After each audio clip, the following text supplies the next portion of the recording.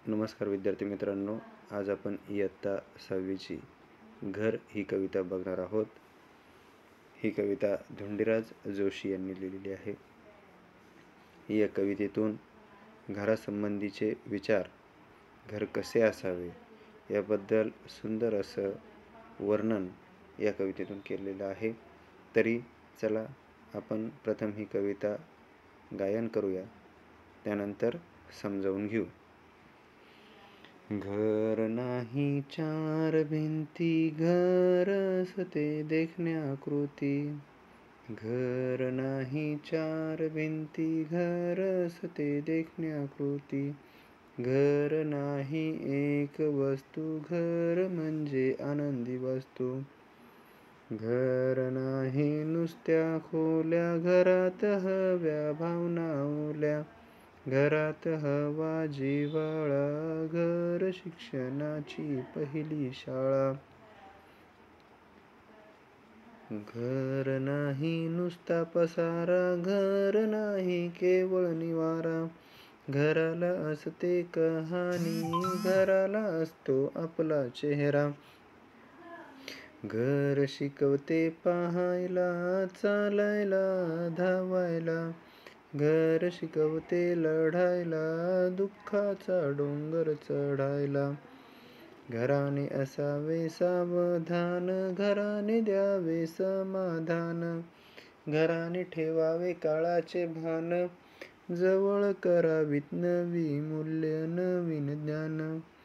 घरात आईचे अपार कष्ट, आजी सांगते सुंदर गोष्ट. घरात आजोबा गप्पिष्ट, आईच्या हातचे जेवण चविष्ट.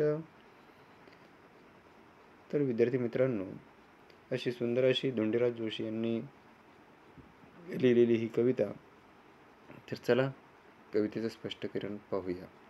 घर नाही चार भिंती, घर असते देखण्याकृती. घर म्हणजे फक्त चार भिंती आणि त्याच्यामध्ये राहणारे कुटुंबातील माणसं. खूप मोठं घर आहे, सुंदर घर आहे आणि त्या घरामध्ये प्रत्येकाचं एक स्वप्न असतं की आपलं एक सुंदर स्वप्नातलं घर असावं. देखणी म्हणजे सुंदर अशी एक वास्तू असायला पाहिजे. घर नाही एक वस्तू, घर म्हणजे आनंदी वस्तू. घर ही वस्तू म्हणून बांधलं जात नाही, तर एक आपल्या जीवनातला फार महत्त्वाचा भाग असतो, वास्तू असते. आता बघा, मगाशी जे कडव्याची सुरुवातच आहे, चार भिंती. म्हणजे त्या घरामध्ये सगळ्यात महत्त्वाचं, घरात राहणाऱ्या कुटुंबातील सर्व माणसं एकमेकाच्या आपुलकीची असावी, मायेची असावी. आणि त्यावेळेसच त्या घरामध्ये एक आनंद निर्माण होतो, एक आनंदी वास्तू निर्माण होते. घर आपलंसं होत असतं, एक आपल्या जीवनातला एक अविभाज्य घटक तयार होत असतो. घर नाही नुसत्या खोल्या, घरात हव्या भावना ओल्या. घरात हवा जिव्हाळा, घर शिक्षणाची पहिली शाळा. म्हणजे घर नाही नुसत्या खोल्या, खूप साऱ्या खोल्या बांधलेल्या आहे, सुंदर अशा खोल्या बांधलेल्या आहे. प्रत्येकाचं बेडरूम वेगळं, डायनिंग हॉल वेगळा, किचन वेगळं, सगळं वेगळं. ते महत्त्वाचं नाही. तर महत्त्वाचं काय आहे, तर तिथं भावना कशा आहेत, एकमेकाचे कसे जिव्हाळ्याचे संबंध आहे, एकमेकाशी असणारी आपुलकी खूप महत्त्वाची आहे. आणि ही आपुलकी निर्माण करण्याचं काम, ज्यावेळेस तुमचं घर एखादं झोपडी असू द्या, काही हरकत नाही, परंतु घरातील माणसांचं एकमेकाबद्दल आदर असला पाहिजे, प्रेम असलं पाहिजे, माया असली पाहिजे, जिव्हाळा असला पाहिजे. आणि नुसतंच मोठा एखादा पॅलेस बांधलेला आहे, राजवाडा बांधलेला आहे, खूप मोठा बंगला बांधलेला आहे, परंतु त्याच्यामध्ये एकमेकाचे जर विचारच जुळत नसतील, तर त्याला आपल्याला घर म्हणता येणार नाही. म्हणजेच आपल्या ज्या भावना आहेत ह्या ओल्या असल्या पाहिजे. ओल्या असणे म्हणजे काय, ओल्या करून ठेवायच्या नाही, तर एकमेकाबद्दल जिव्हाळा असला पाहिजे. आणि जर जिव्हाळा असेल तरच घर शिक्षणाची पहिली शाळा तयार होत असते. बघा, तुम्ही शिक्षण घेता, तुम्ही शाळेमध्ये प्रवेश घेण्यापूर्वी घरी खूप साऱ्या गोष्टी शिकत असता. आपल्याला हसणे आणि रडणे या दोन गोष्टी माहीत असतात जन्म झाल्यानंतर, परंतु त्यानंतर हसणे रडण्यानंतर अक्षरं तयार होतात, जे तुम्हाला तुमची आई शिकवते, बाबा शिकवतात, आजी शिकवते, आजोबा शिकवतात. घरातले कुटुंबातील प्रत्येक व्यक्ती तुम्हाला काही ना काही नवीन नवीन गोष्टी शिकवत असतं. मग हळूहळू तुम्ही अक्षरावरून शब्दावर जाता, शब्दावरून वाक्यावर जाता आणि मग तुमचं सुंदर सुंदर असं बोलणं सुरू होत असतं. म्हणून घर ही शिक्षणाची पहिली शाळा आहे. आपलं घरालाच त्यामुळे काय म्हटलं जातं, एक मंदिर म्हटलं जातं. त्यानंतर दुसरं असतं ज्ञानमंदिर म्हणजे आपली शाळा. ठीक आहे. घर नाही नुसता पसारा, घर नाही केवळ निवारा, घराला असते कहाणी, घराला असतो आपला चेहरा. घर म्हणजे नुसता पसारा. पसारा म्हणजे काय? तर संसार. तर मग हे नुसता पसारा नाही आहे. तर तिथं सर्वात महत्त्वाचं किंवा घर नुसतं निवारा नाही आहे. निवारा म्हणजे आश्रय देणे, आश्रयस्थान त्याला असं शब्द म्हटला जातो. तर नुसता निवारा म्हणून तर नाही. तर घराला काय असते, एक कहाणी असते, एक स्वप्न असतं आणि त्या घरातल्या आपण म्हणतो ना स्वप्नातलं घर आपण बनवलेलं असतं आणि ते घर बांधल्यानंतर त्या घराला एक प्रकारचा चेहरा असतो. आता चेहरा असतो म्हणजे काय? का मग खरोखर त्याला दोन डोळे आहेत, नाक आहे, कान आहे, तोंड आहे, असा चेहरा नाही. तर तुम्हाला जर म्हटलं की तुमचं घर तुमच्या डोळ्यासमोर आणा, तुम्ही कुठेही असा, तर तुमच्या डोळ्यासमोर लगेच चेहरा येतो. कारण त्या घराचं प्रतिबिंब तुमच्या हृदयामध्ये, तुमच्या मेंदूमध्ये एक प्रकारे एक जागा केलेली असते, हे लक्षात ठेवा. अशा प्रकारचं हे घर असतं. घर शिकवते पाहायला, चालायला, धावायला. घर आपल्याला पाहायला शिकवतं. पाहायला म्हणजे काय? तर आपल्याला पुढचं भावी जीवन कसं सुखी, समाधानी, आनंदाने जगायचं आहे, त्याचे विचार आपल्याला घरातून मिळतात. चालायला शिकवतं. म्हणजेच सगळ्यात महत्त्वाचं, घराने आपल्याला काय करायचं असतं, घरामध्ये आपण आपल्या स्वतःच्या पायावर उभे राहणे, स्वावलंबी जीवन जगणे आणि स्वतःवर जर कोणतेही संकट आले तर ते संकट कशी दूर करायची हे आपल्याला शिकवतं. धावायला म्हणजे घर आपल्याला प्रगती करायला शिकवतं. घर शिकवते लढायला, दुःखाचा डोंगर चढायला. जर आपल्या जीवनामध्ये एखादा संकट आलं तर ते संकटाची आपण दोन हात करणे म्हणजेच त्याचा सामना करणे हे आपल्याला घरातूनच एक शिकवण मिळत असते. घराने असावे सावधान, घराने द्यावे समाधान. घराने सावधान असलं पाहिजे. प्रत्येक गोष्टीमध्ये म्हणजे कोणतंही संकट आलं तर ते संपूर्ण घराने एकत्र येऊन त्या घरावर आलेलं संकट दूर केलं पाहिजे आणि घरामध्ये जे काही आहे त्यामध्ये समाधान मानलं पाहिजे. समाधान असलं पाहिजे. घराने ठेवावे काळाचे भान, जवळ करावीत नवी मूल्ये, नवीन ज्ञान. घराने काळाचे भान, काळानुसार माणसाला बदलता आलं पाहिजे आणि नवीन नवीन गोष्टी शिकल्या पाहिजेत, नवीन ज्ञान घेतलं पाहिजे. हे घराचं वैशिष्ट्य असावं किंवा म्हणजेच आपण ज्या रूढी परंपरागत ट्रेडिशन पद्धतीने जे चालणाऱ्या गोष्टी असतात त्या आपण काय केलं पाहिजेत, हळूहळू कमी करून नवीन नवीन गोष्टी समजून घेतल्या पाहिजे. त्यानंतर घरात आईचे अपार कष्ट. बघा, आपल्या घरामध्ये आपली आई पहाटेच उठते आणि सगळ्यात शेवट झोपते. सकाळपासून सायंकाळपर्यंत राबत असते. फक्त त्या घरातील प्रत्येक व्यक्तीचं सुख तिला पाहायचं असतं, आनंद निर्माण करायचा असतो. त्यासाठी तिचे अपार कष्ट असतात. अपार कष्ट म्हणजे जे मोजता येत नाहीत असे. आजी सांगते सुंदर गोष्ट. आजी सांगते सुंदर गोष्ट याचा अर्थ काय?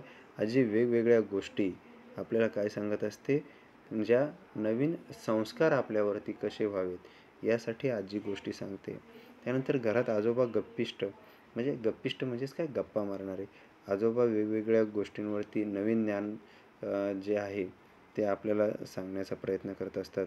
आणि आईच्या हातचे जेवण चविष्ट. मित्रांनो, जगाच्या पाठीवर कुठेही जा, परंतु आईच्या हातचं जे जेवण आहे ते तुम्हाला कुठेही मिळणार नाही. ती चव तुम्हाला कुठेही मिळणार नाही. म्हणून बरेच मुलं आपल्या आईचे बनवलेल्या ज्या भाज्या असतात आणि त्यामध्ये जर एखादी भाजी आवडत नसेल तर आईशी बोलताना आपण बोलतो का मला ही भाजी आवडत नाही, ही कशाला केली वगैरे असं काही बोलत जाऊ नका. चला, अशा प्रकारे ही आपण कविता पाहिली. याचे आपण थोडेसे प्रश्नोत्तर बघू. प्रथम शब्दार्थ. देखण्या म्हणजेच सुंदर. त्यानंतर वास्तू म्हणजे इमारत. ओल्या भावना, प्रेमळ भावना, जिव्हाळा, प्रेम. दुःखाचा डोंगर चढणे म्हणजे दुःखाला सामोरे जाणे. जवळ करणे म्हणजे स्वीकारणे. अपार म्हणजे अमाप. गप्पिष्ट म्हणजे गप्पा करणारे. चविष्ट म्हणजे चव असलेले. तर या पाठाखालील जे प्रश्न उत्तर आहे त्यांचा थोडासा आपण विचार करूया. बघा, माणसाची पहिली शाळा कोठे भरते? पहिला प्रश्न आहे, माणसाची शाळा कोठे भरते? तर घरात भरते. कुठं भरते? घर ही माणसाची पहिली शाळा आहे. त्यानंतर घराने कोणत्या गोष्टी जवळ कराव्यात? घराने कोणत्या गोष्टी जवळ कराव्यात? तर घराने नवीन मूल्य आणि नवीन ज्ञान जवळ करावे. नवीन मूल्य आणि ज्ञान जवळ करावं. आलं लक्षात? त्यानंतर पुढचा काय प्रश्न आहे? आईच्या हातचे जेवण कसे आहे? कसे आहे रे बाळांनो? चविष्ट आहे. कोणी जर म्हणलं की आईच्या हातची भाजी मला ही आवडत नाही, ती आवडत नाही, तर मला खूप वाईट वाटेल. असं कधी म्हणू नका, कारण जगाच्या पाठीवर सर्वात मोठा देव ही आपली आई असते, हे लक्षात ठेवा. कवीने घराचे वर्णन कोणत्या शब्दात केले आहे? तर कवीने आपल्या पूर्ण कवितेचा यामध्ये आपल्याला सारांश बघावा लागेल. आईच्या हातचे जेवण कवीने घराचे वर्णन कोणत्या शब्दात केले आहे? तर घर म्हणजे काय नाही आहे? 4 भिंती नाही आहेत. घर काय नाही आहे? 4 भिंती नाही. तर घर कसं आहे? किंवा घर देखणं आहे. घरामध्ये घर एक वस्तू नाही, तर घर कसे आहे? आनंदी वास्तू आहे. आलं लक्षात? त्याबरोबर घराचं नुसता पसारा म्हणजे नुसता संसार नाही, तर घर काय आहे? किंवा निवारा नाही, तर घर कसं आहे? घराला एक कहाणी असते, घराला चेहरा असतो. घर व्यक्तीला काय काय शिकवतं? घर चालायला, पाहायला, धावायला, दुःखाचा डोंगर चढायला आपल्याला शिकवतं. लढायला शिकवतं. चालायला बघा, चालायला,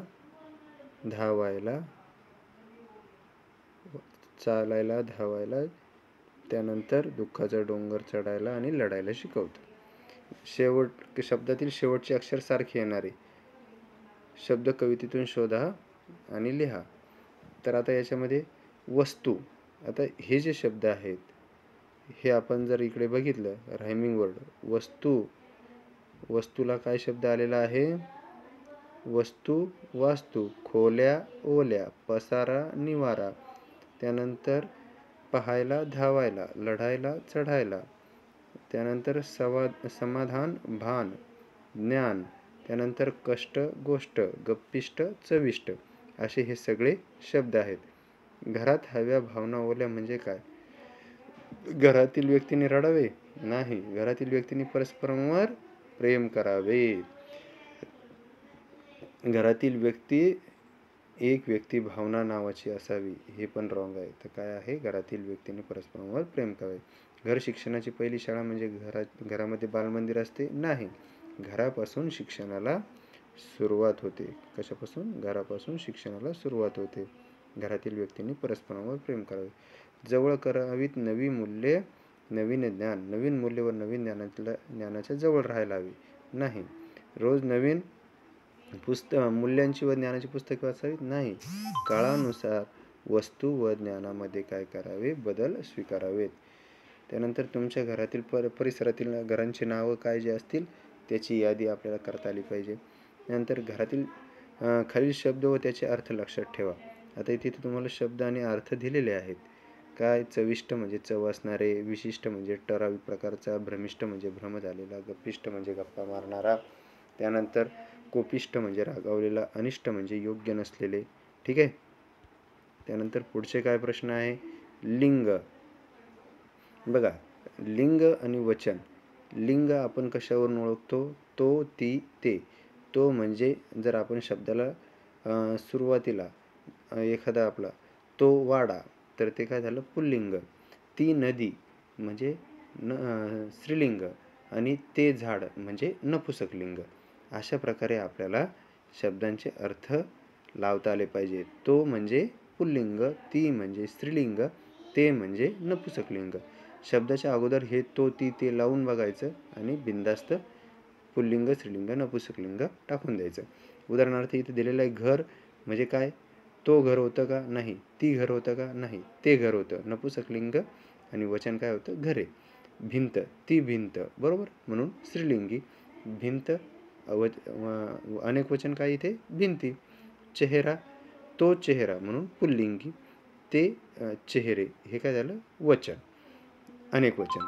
निवारा, तो निवारा म्हणून पुल्लिंग. ते निवारा, ती निवारा होत नाही, म्हणजे इथं काय येणार आहे, निवारा, निवारा. आई, ती आई म्हणजे काय, स्त्रीलिंग. आलं लक्षात. आणि आईचं वचन बदलत नाही, आईचा आया होत नाही, आई ही एकच असते. तो डोंगर का ते डोंगर, तर ते इथे काय होणार आहे, तो डोंगर, ते डोंगर. हवा, ती हवा, हवा, ती हवा म्हणजे स्त्रीलिंग. आजोबा, तर इथे काय असणार आहे, आजोबा हे इथं ते जरी लावलं तरी हे पुल्लिंग आहे आणि आजोबाचं जसंच्या तसं वाक्यात बदल होत नाही. अशा प्रकारे आपण प्रश्नोत्तरं बघितली. बाकीचा तुम्हाला उरलेला भाग, घर, सूर्य याबद्दल जे शब्द दिलेले आहेत समानार्थी, हे शब्द तुम्ही वाचायचे आहेत. तुम्हाला जर ही कविता आवडली असेल तर लाईक, शेअर, सबस्क्राईब जरूर करा आणि चांगल्या पद्धतीने समजून पूर्ण जेवढे दिलेले घटक आहेत ते जर व्यवस्थित बघितले तर तुम्हाला चांगल्या पद्धतीने अभ्यास तुमचा होणार आहे. धन्यवाद.